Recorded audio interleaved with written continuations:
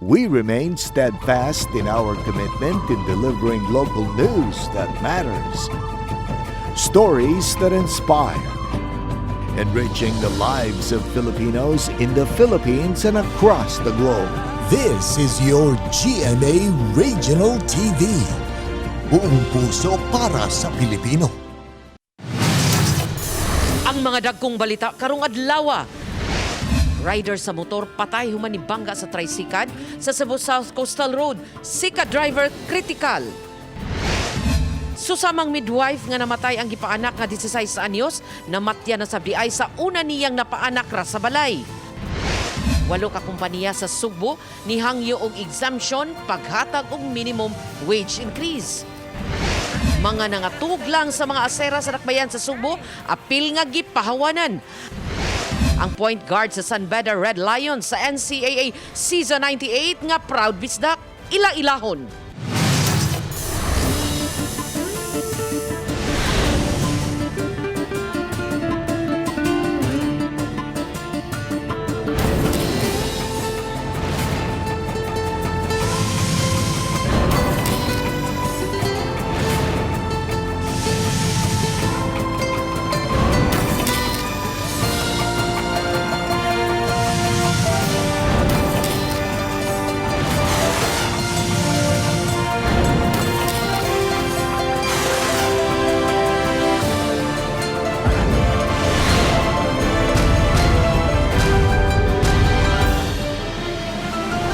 Ang GMA Regional TV Balitang Bisdak.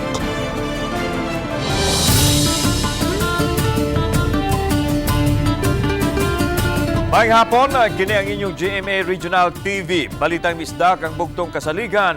Kasandigan o kadangpan sa mga Bisaya. Ako si Alan Domingo. Nga maghatod sa labing dako og mga nagunang balita nga mahinungdanon sa Central ug Eastern Visayas. Ako si Luan Merondina. Live dinhi sa GMA Complex sa Dakbayan sa Sugbo. Ako si Cecil Kibod Castro.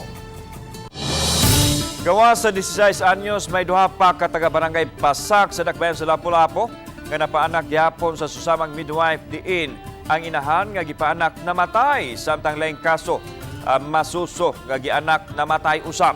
Apan ang duha parehong dili interesadong musangat og reklamo batok sa midwife. Subay niini gipasabot sa taga-Sudtungan Health Center nga wa sila magkuwang sa pagpahinumdom sa mga inahan nga manganak gayod sa mga ospital ug di ipaagi sa mga home deliveries. Aniya ang report. Mag-usa ka tuig na unta karong Oktubre 14 ang ikatulong anak ni Jaira, 33 anyos, di tinuod nga pangan. Mihangyo siyang taguon ang iyang pangan kay di na niya buot nga masayran pa sa publiko ang sakit nga kasinatian. Matod ni Jaira, duha ka higayon siyang napaanak sa midwife nga si Elisa Vergara. Malampuson siyang napaanak ni Elisa sa birthing center sa ikaduha niyang anak. Apan nakabsan sa kinabuhi, ang ikatulo niyang anak, pipila ka minuto diin, gipaanak siya ni Elisa sa ilang balay. Anak si Ma'am Lisa nga, day kang dili ni mo madada, ospital na lang ka. Kung ayaw na lang ti, diri na lang ko. Mato ako gito, gipagawas niya. Lubot man day nag-una. Niya, samot na si Ma'am Lisa, day, ospital na lang day, kay lubot pa yan nag-unay ko. Dili na mo ko kalakaw, so ako na lang gipagawas. Si Ana, si Ma'am Lisa, sa heartbeat, napa si heartbeat. Mato ni dagan dito pila ka oras kay dili naman ko muutong kay magnaluya bitaw ko na ingon din Ma'am Lisa ospital na lang gid ka day ni ako may mismo ingko nga di na lang ospital ako na lang gipaanak mo to ako kikipagawas pero napa siya heartbeat gamay na anas Ma'am Lisa dali sa doktor sa Mactandok gidana mo na ana man nga ana man akong maguwa nga patay na daw siya.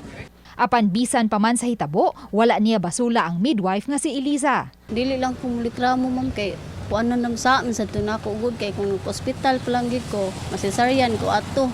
May mga staff na sa Lapu-Lapu City Health Office ang nakighinabi kang Jaira. Sa phone interview, nasayra ni Ingrid Rojas, nurse sa Sudtungan Health Center, nga gawas kang Jaira na hinabi na usab nila ang pamilya sa laing inahan nga napaanak usab ni Elisa, pipila ka tuig na ang milabay. Nya kanang moto niya dili lagi ang kuan, dili ang mga tagtungod mo participate. Dili sila mo kuan ipalipat lang sila pa kay kay sa ila pa nagustuhan daw nila nga tawagon si Ma'am Lisa. So mo nang di sa jud po ta kapugos nila kung dili pud sila. Gipasabot ni Rojas nga wala man magkuwang ang mga staff sa health center sa pagpahinumdom sa mga inahan nga magpa-prenatal hamtong man o minor de edad nga mas maayong sa hospital gayud mga anak. Matod sa City Health Officer Dr. Agnes Cecil Realiza, nasayod man si Elisa kabahin sa ordinansa sa dakbayan nga nagdili na sa mga home deliveries kung ang pagpaanak sa balay, ilabi na kung naglambigit kini sa mga high-risk pregnancies. Amo siyang gisultian nga na siya violation. Pinakikistorya po si Dr. Galarosa niya no gisultian siya unsay mga kanang mga may tabo no basta sa katong investigation, probably there could be administrative nga mga kanaging violation. Ang midwife sa naunang interview sa RTV Balitang Bisdak, una nang mitataw nga makadaghang higayon niyang gibalibaran ang Banay Cabreros ug miinsister nga dadun sa hospital ang 16 anyos nga si Mary Grace. Aron didto manganak, apan mihangyo kini kaniya kay way igong salapi nga ikabayad sa hospital.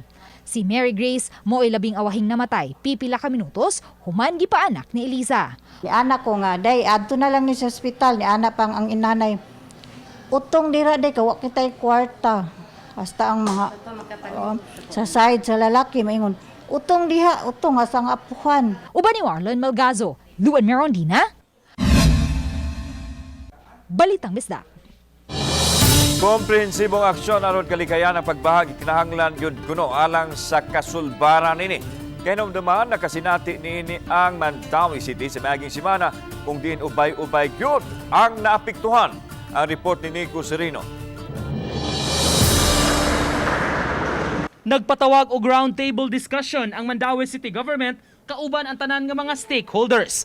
Gipangunayan kini sa mayor o gitapok ang ubang ahensya sama sa DPWH, DENR, mga negosyante o uban pa. Lakip ang mga representante sa Cebu City Government mitambong.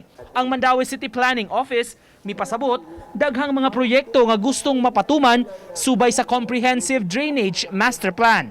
Lakip ang mga flood control project, flood diversion channel ug uban pa. Apan magkinahanglan og dugang pondo ug dili kini madala sa pondo sa syudad lang, maong nangayo sila og tabang sa national government. Si Kongresista Lollipop Uwano Dizon mipasabot sab sa mga proyekto nga gipa-implementar apan daghan pagyod ang trabahoon og pondohan. Nahisgutan sab ang mga existing nga ordinansa sa syudad, requirements sama sa water catchment facilities. Ang ato magong na-notice sa una, before the drainage master plan, wala ta kakita sa overall waterways. Walay guide. So that's the reason na naay nahitabo na ang creek na tabunan or naay building. But now, we are implementing it with the guide. Kahinumduman, grabing pagbaha ang nasinati nitong Biyernes sa hapon, human miawas ang sapa ug may mga balay sab nga nangabanlas ug na damage. I have seen the location of Mandawi and Talisay, we are similar. Ang Mananga watershed tuas taas. Ang Butuanon watershed tuas taas. We are recipient sa tubig. Nangayo si Cortez og tabang sa tanang sektor aron kasolusyonan ang problema. Manghangyo ko ninyo. Each and every one of us, we can be the environmental warriors. It's not our job, di na mo mato. We have been doing our part. Ang atong clean up, water protection, nag-una ta nga ubos. Sa habig sa Cebu City, aminado si Konsehal Joel Garganera dakong parte sa Butuanon River na himutang upstream gikan sa Cebu City. Gihangup niya ang koordinasyon sa mga LGU aron masulbad ang problema. Sa Cebu City, dunay 98 ka mga balay usab nga hingpit nga naguba sa baha ni adtong Biyernes. We have also to address po sa upstream na to, how can we mitigate the flow of water, the volume of water. Wa man tayo mabuhat kay unsay gihatag hagbong diha sa langit atong ginadawaton. Pero we can put some infrastructure nga ma-mitigate ang flow. Uban ni Godfrey Relien, Nico Sereno, Balitang Bisdak. Mga tao nga magpondo o mga tug sa mga asera sa dakbayan sa Subo, gihawana na atol sa clearing operation sa composite team sa syudad. Ani ang report. Dili lang kadtong may struktura sa daplin sa kasapaan ang ipaubos sa clearing operations apan lakip na ang kadalanan o ang mga siras gikan sa mga tao nga nagpundo panahon sa kagabhion. Ang operasyon gipahigayon sa kapulisan uban sa mga hinsya sa dakbayan. Nabantayan nga ubay-ubay na usab ang naglatagaw karon sa kadalanan sa dakbayan ilabi na nga nagkaduol na ang Pasko. As of now, 24 hours na ni siya ang gibuhat sa LGU nga pag-clearing sa ato ang sidewalk. Samtang way padaplin sa kapulisan ang hulga sa kahapsay ug kalinaw ang mga tao nga naglatagaw sa syudad. Nining bag-o lang usa ka homeless miner ang nasakpang misaka og balay aron mangawat ug butang nga mabaligya ug may magamit sa bisyo sa shabu. Gipadayag sa Deputy City Director for Administration nga si Lieutenant Colonel Wilbert Parilla nga mamahimo nang isulod sa Operation Second Chance ang mga minoridad nga nakasala bisan og wa pa kini mapasakai og kaso. Ang ingon ini nga pangidaron dili pa man mamahimong pasakaan og kaso basis sa balaod. Ato ang effort sa that is part sa ato ang anti-criminality campaign nga hapsay gyud diha ang ato ang kadalanan. Especially karon nga maghingabot na ang Kapaskuhan. Sa Pikasbahin, nagpadayon usab ang simultaneous anti-criminality law enforcement operations kung sa Cleo sa Cebu City Police Office. For the anti-illegal drugs operation, doon natay 33 ka operations conducted citywide, and then nga may resulta sa pagkadakop sa 40 ka mga tao. 34 ani ang street level individual ug 6 ka high value individual. Kauban si Clover Lumayag, ako si Alan Domingo. Balitang Bisdak. Proper drainage system, warning signs ug barrier daplin sa dad, pipila sa mga proyekto nga siguruhong ipatuman sa Department of Public Works and Highways sa Campo 4 nga sagad mahitabo ang mga aksidente sa mga sakyanan tungod kay nahimutang kini sa mga pangpang nga dapit. Ani ang report ni Pamari Dumabo. Sudlang sa 5 ka bulan, 5 ka mga sakyanan ang nahug sa pangpang sa Corbadahong dapit sa Campo 4, Bukirang dapit sa Talisay City. Mayo na lang nga may batog kawayan nga nasangitan sa mga sakyanan ug wa kini mahagbong paglahos sa pangpang nga may giladmon nga usa ka gatos ka tiil. Nitong Domingo, usa ka SUV ang nadisgrasya na usab sa dapit. Sa pagsusi sa City Toda o DPWH, ang kadangugon sa dan nga gabasa pa o gilumutan pagani tungod sa tubod mo'y hinungdan sa aksidente. Ang tubig nga paingon dito sa kanal, wa say outlet nga kadaganan ug asa sa paingon, pero nihunob siya sa ilawom sa daan. So paghunob sa ilawom sa daan, ang mga tubig adto na mangguwa tunga sa daan. Gihangyo ni Joy Tumulak, hepe sa City Toda ang DPWH nga masugdan na ang pagpatrabaho sa dapit aron malikayan ang dugang disgrasya. May gibutang na nga warning sign nga slow down sa mga kurbadahon nga dapit ang City Toda niadto lang Lunes. Usapod sa mga nakita sa ganto, kuwang og mga road safety signages, no? Unya human nakita sa didto nga kuwang sad og mga concrete barrier nga gipamutang kilid sa mga pangpang. Gipasusi usab ni Tumulak sa mga opisyal sa barangay ang tubo sa water system sa mga mulupyo kun wa ba kini mga buslot ug may posibleng hinungdan sa kanunay basa nga daan. Samtang gipasidan-an usab ang mga motorista nga dili kabisado sa dapit nga maghinay-hinay lang sa pagpadagan. Uba ni June Solon. Ako si Famary Dumabok. Balitang Bisdak.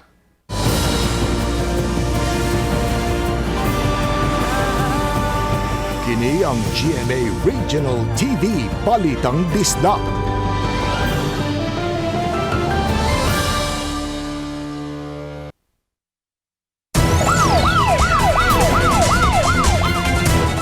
Dulaan sa tunga sa milyon ka pesos nga balor sa ginudang shabu ang nasakmit sa Lapu-Lapu City Police sa duha ka naglahing bypass operation kagabi. Alas 7 kagabi nasikop ang 30 anyos nga si Jack Michael Inihaw, taga Barangay Alegria, Cordova sa gihimong bypass operation sa mga personnel sa City Drug Enforcement Unit sa Lapu-Lapu City Police sa Purok 5-Star Barangay Babag. Nakuha gikan kaniya ang 15.75 grams sa gituang shabu nga mobalor og 106,896 pesos. Sinihaw gitumbok nga usa ka street level individual.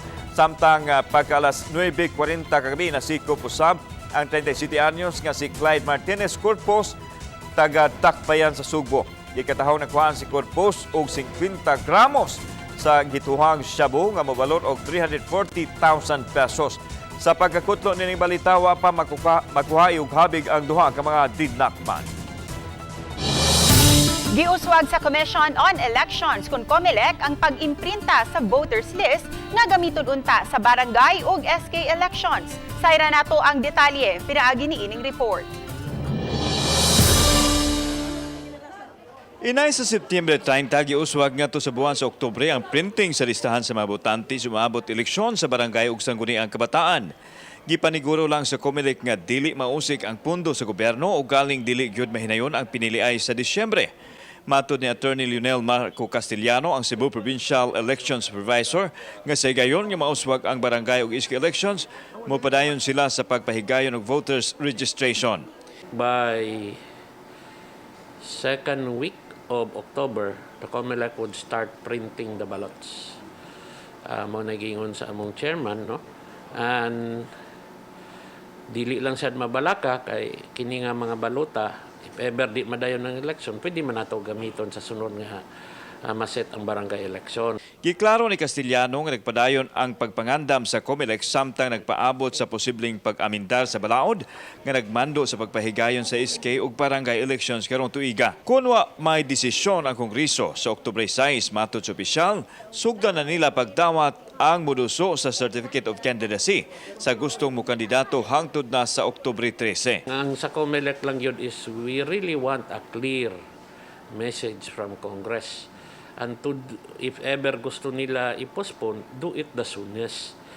I think they should do it before the filing of the Certificate of Candidacy. Manual ang pamaagi sa pagbotar sa SK ug barangay elections. Nangandam na ang COMELEC sa mga tunghaan nga gamiton diin sama sa nakalabayng eleksyon. Napahigayon ra og mao kini ang gamiton nilang sumbanan. Kini ilabi na nga daghan gihapong may eskwelahan ang nagusbat sa bagyong Odette. Maghimot ang makeshift polling place kung magkulang ang mga presinto. Ang piniliay sa barangay ug SK adunay budget nga 8.4 billion pesos. Kauban si Clover Lumayag, ako si Alan Domingo. Balitag, Bisdak. Sa silingang lalawigan sa Negros Oriental, gibadlong sa Energy Regulatory Commission kon ERC ang Negros Oriental 2 Electric Cooperative kon Noreco 2 human mipatuman sa 10% nga interest rate. Isip penalty sa mga konsumidor nila sa kuryente nga napakyas pagbayad sa tukmang adlaw. Si Chelo Vallena sa report. Sa duha ka pahina nga cease and desist order, gipahinumduman sila si ERC Commissioner Baldo Digal nga ang gipatong nga multa nakalapas sa Electric Power Industry Reform Act o IPIRA Law ang Noreco 2. Gitataw sa komisyon, wa sila'y giaprobahan nga aplikasyon sa Noreco 2 nga mopahamtang og multa sa ilang konsumidor nga mapakyas pagbayad. Wa muluwat og pamahayag si Attorney Fe-Marie Dicen Tagle, General Manager sa Noreco 2, subay sa confidentiality clause nga gipasukip sa mando sa ERC. It's a uniform application for all. But we are also in receipt of different guidelines man good, no? Sa bahin sa pagpadalagan o paghatag og kuryente. Ang kamanduan sa ERC gihangop sa mga konsumidor sa kuryente. Usa kanila si Pablito Pal nga may gamay nga welding shop. Moabot sa 2,000 pesos ang iyang bayranan sa kuryente matagbuan nga usahay malangan siya pagbayad. Malangan makalimot ka usahay bill po di mahatag on time or mawani ba? So kurang mapinaltihan. Apan human isalikway sa ERC ang ipahamtang nga multa sa Noreco 2, hingpit na usab nilang ipatuman ang lagda sa Magna Carta for Residential Electricity Consumers nga naglatid nga putlan dayon sa linya sa kuryente ang mga konsumidor nga mapakyas pagbayad sa tukmang adlaw. Sa post sa ilang social media, gipahibaw sa Noreco 2 sa ilang mga miyembro, konsumidor ug mga tag-iya nga sugod nilang ipatuman karong buwana ang lagda nga 7 ka adlaw human sa due date sa electricity bill. Kay policy nato nga kung mugobiyant na ka sa sa grace period, which is 7 days from the time of receipt of your bill. Mukuan ka kanang consider delinquent, and then therefore ang measure includes disconnection. Uban ni Clans Gabutin, Chelo Valiana, Balitang Bisdak.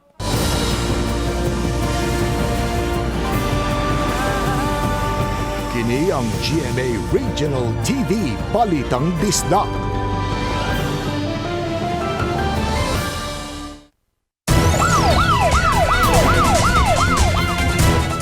Dead on the spot ang motorista human makadumbol og tricycad sa Cebu South Coastal Road kaninang kaadlawon. Adunay live report sa Femari Dumabok. Fem.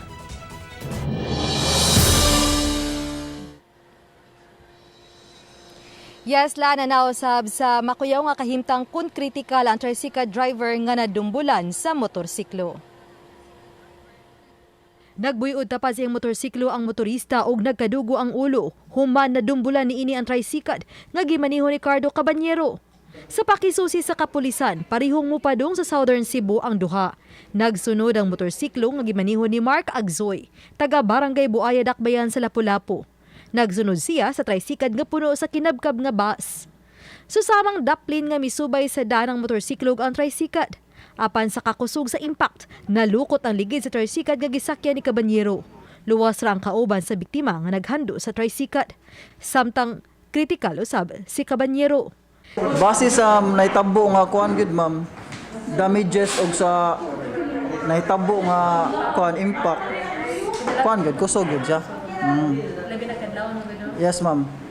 Around 1:50 AM gud siya, ma'am.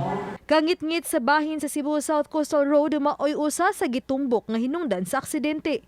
Subay niini gihawag sa dakbayan ng Department of Public Works and Highways nga sug-an ang mga national road.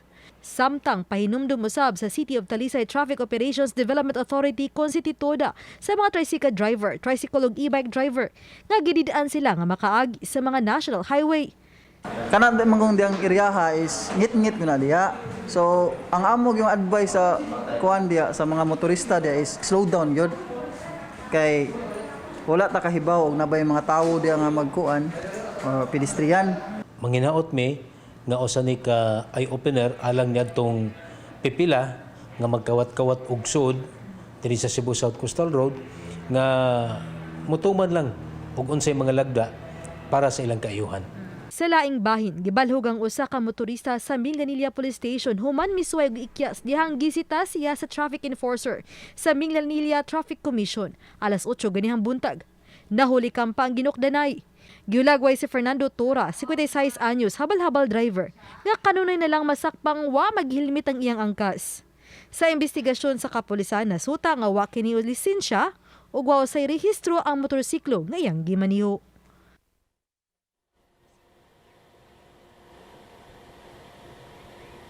Lan Mato di Glen Antigua ang pangulo sa MITCOM nga pasakaan ginila og kaso ang maong habal-habal driver aron maleksyon kini og magsilbi usab nga warning sa ubang mga driver nga way pagtahod sa mga traffic enforcer o way kukahadlok nga molapas sa lagda sa trapiko. Lan? Daghang salamat, Femari Dumabok.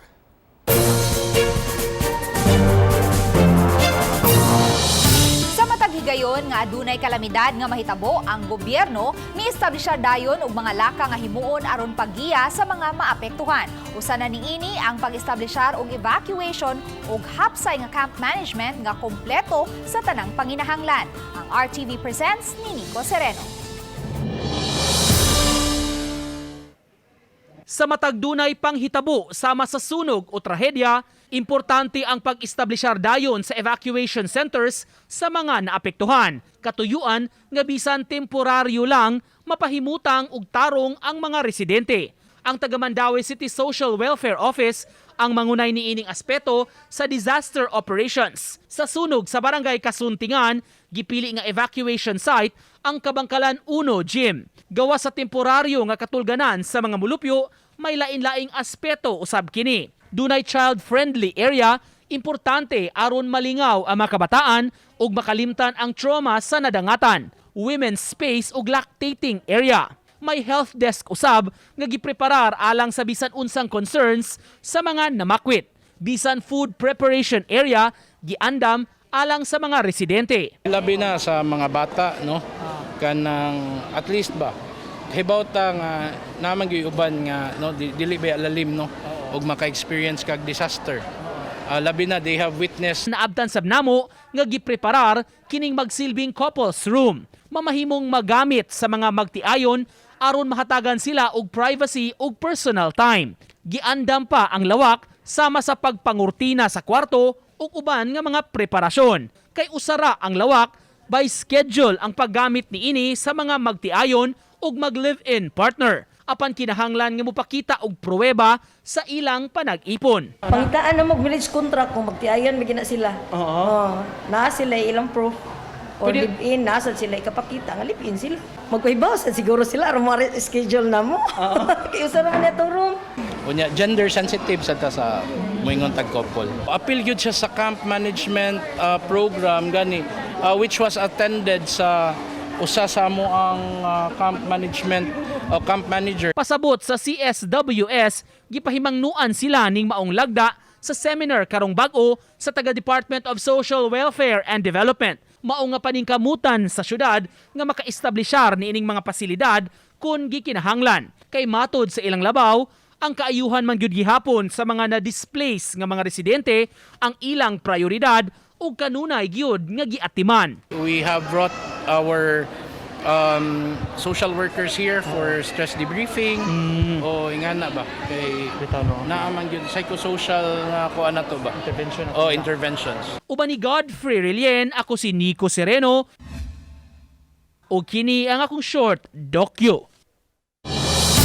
8 ka mga kompanya sa Subo nangayo og exemption sa pagpatuman sa bag-ong minimum wage. Kini ang gipahibaw ni Dole Regional Director Lilia Estuliere nga maoy chairman sa Regional Tripartite Wages and Productivity Board. Nagpadayon pa karon ang evaluation sa Wage Board kung angayan bang ihatag ang hangyo sa mga kompanya nga dili mo patuman sa 31 pesos nga minimum wage increase sugod niadtong Hunyo 14. Tungod niini, nahimo na karong 435 pesos ang inadlaw nga suhulan alang sa mga mamumuo sa pribadong sektor ubo sa Class A cities ug mga lungsod kun sa mga dapit ubo sa expanded Metro Cebu. Kung katugtan kini, dili sila mohatag sa bag-ong minimum wage sa Central Visayas. Subay sa wage order, pipila ka buwan ang nakalabay. Matod sa direktor, kinahanglan kunong maka-justify ang mga kompanya nganong nangayo sila sa maong exemption. Qualify are those affected by audit and those already that have 20% capital deficiency. And even if dili capital deficiency, basta losing na siya daan, negative na siya daan, so mo-qualify ra gyapon na siya. No? But so far, siguro before end of September, amo nang ma-release ang among decisions.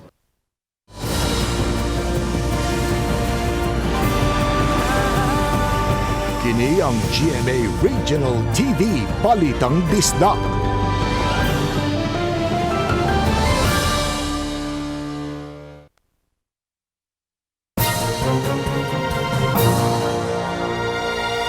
Kini atong latest weather update, September 14, 2022.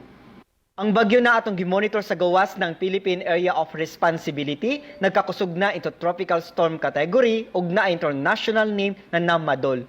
Ganihang alas 4 sa buntag ang sentro na ana sa 1,910 kilometers silangan ng extreme northern zone na ay maximum sustained winds na 65 kilometers per hour duol sa sentro ug ang gustiness moabot sa 80 kilometers per hour. Kini nag-arog sa direksyon sa silangan amihanang silangan sa gipaspaso na 10 kilometers per hour. Expected nato makasulod kini sa atong Philippine Area of Responsibility ugma sa gabii or Friday morning as typhoon category ug naay domestic name na Josie. Samtang umambahin sa Visayas, makasinati ng panagsama panganuron ngadto na sa medyo madag-umo na kalangitan ug naay mga patak-patak na mga paguwan ug kini mga localized na mga pagpanugdog ug kilat. Padayon ta mag-monitor sa atong mag-i-issue ng mga thunderstorm or rainfall advisories kasama na ang color-coded na heavy rainfall warnings. Para sa atong mga dugang detalye, bisitaha atong mga official social media accounts. Kini si Jomar Eclarino gikan diri sa DOST Pag-asa Mactan. Maayong adlaw ug mag-amping tang tanan. Inahan og anak nga mga senior citizen na bangalan na lang patay silang panimay sa barangay Tinago sa Palumpon, Leyte. Pareho silang adunay mga samad dinunggaban sa nagadayang pahin sa ilang lawas. Ila mga biktimang silang Josefina Sumayong, 62 anyos, retired teacher o ang iyang inahan nga si Lourdes Verano, 79 anyos, sa pakisusi sa Palumpon Municipal Police Station. Usa sa gisubay nga motibo sa krimen ang pagpangawat. Human nga wala ang pipila ka mga alahas ug kwartas mga biktima. Samtang aduna na person of interest ang kapulisan sa nagpadayang pakisusi. Posibleng kailara sa mga biktima gingong duha ka masuspitsado sa krimen kay wa may timaan nga pinugos ang ilang pagsud sa panimay sa mga biktima. May part ng investigation namin na may robbery din na nangyari kasi parang yung mga kuan doon, yung mga nag-scattered yung mga kuan doon sa loob ng bahay. Pero may na-recover pa din naman kami na pera doon, ma'am, pero hindi na ganun kalaki. Hanggang sa ngayon, ma'am, may mga persons of interest naman tayo, kaya nga nasa labas lahat ng tropa, nagagandak ng investigation, ma'am.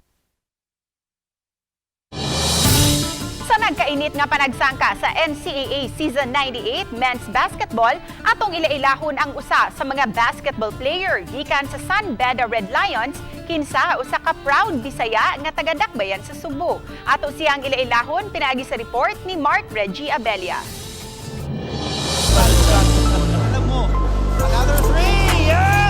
Timeout sa mga kapuso sa pagsugod pa lang sa NCAA Season 98 Men's Basketball sa miaging Sabado, dayag na ang kainit sa duwa tali sa mga tunghaan nga mibalik sa basketball court ug ang ilang dedikasyon aron malangkat ang kampyonato.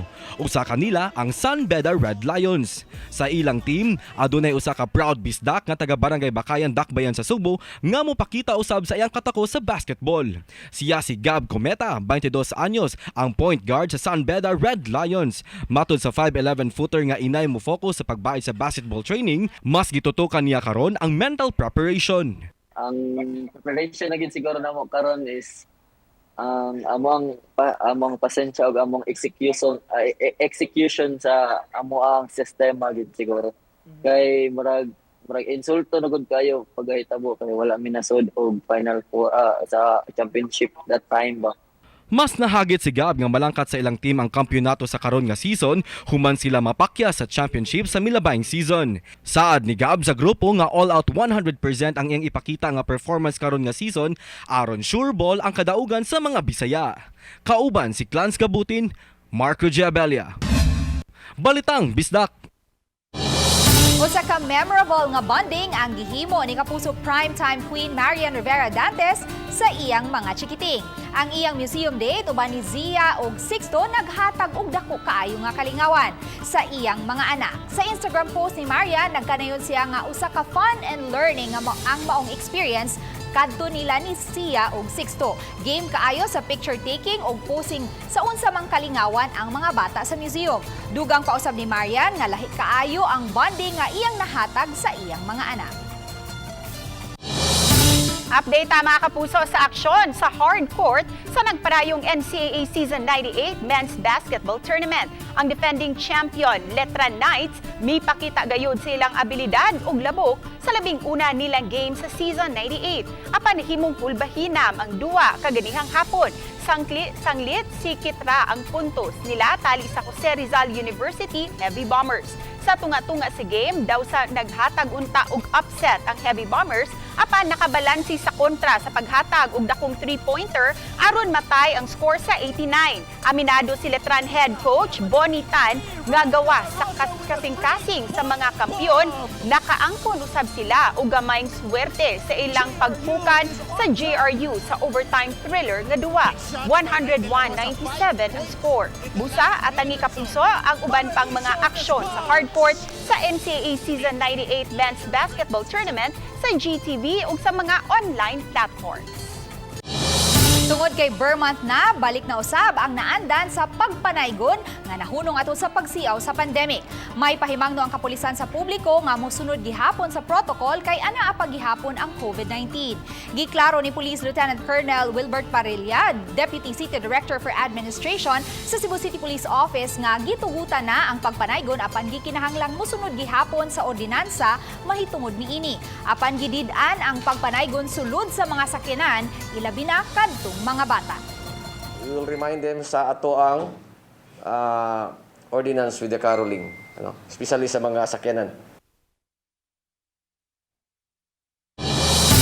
Daghang salamat sa mga kapuso nato, pila nga nasa gawas sa nasod nga nakisayod sa mga dagko ug mga nagunang balita sa rehiyon. Ako si Luan Merondina. Ugikan dinhi sa Central ug Eastern Visayas. Ako si Cecil Kibon Castro. Ang inyong balita, ang among balita kay matag lokal nga balita mahinungdanon. Kini ang inyong GMA Regional TV. Balita Misdak, buong puso para sa Pilipino. Ako si Alan Domingo. May hapon, mga kapuso.